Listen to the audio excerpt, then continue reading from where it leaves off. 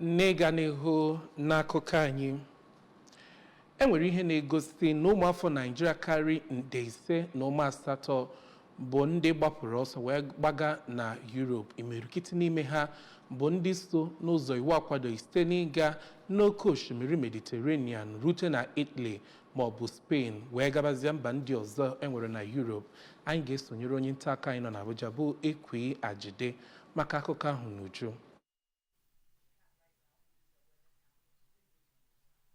Mbugharị megidere iwu egosigo na o nwere ọtụtụ ihe ịma aka n'ihu nke gụnyere imechakọ akụ na itinye ọdachi n'ebe ndụ dị. Obodo Naijiria na-agabiga ọtụtụ ihe ịma aka n'ihu ndị a otumadụ na nke ọgbara ọhụụ akpọrọ jakpa, ebe ndị mmadụ na-ahapụ obodo n'igwe ịchọ ebe ka mma. Ụlọ ọrụ mbịarambịara ndị Belgium na Naijiria site na nkụzi ya ọ kpọrọ Safe Traveling Awareness for At-Risk Youth Stay sịrị na mbugharị megidere iwu nwere ike ibute ịtụ mgbere ndị mmadụ, mgbu na ime ka nche oke obodo dị iche iche rie mperi. Onye Director General nya bụ ụlọọrụ mbịarambịara ndị Belgium Maazị Freddy Rosemont ka ya na ndị nta akụkọ na-akparịta ụka na Abuja kwuru n'obodo Belgium na-enye ndị ji akwụkwọ abata ohere dị iche iche nke ga-eme na ọ ga-enwe ike ichekwa ha ma chekwakwa obodo ha. Ọ dọrọ aka na ntị na mmadụ ịka obi banye ụgbọ gafee oke mmiri a bụ nnọọ mmadụ itinye onwe ya na nsogbu, ebe ọ na-eme ka ụdị ndị ahụ daba n'aka ndị ji mmadụ atụ mgbere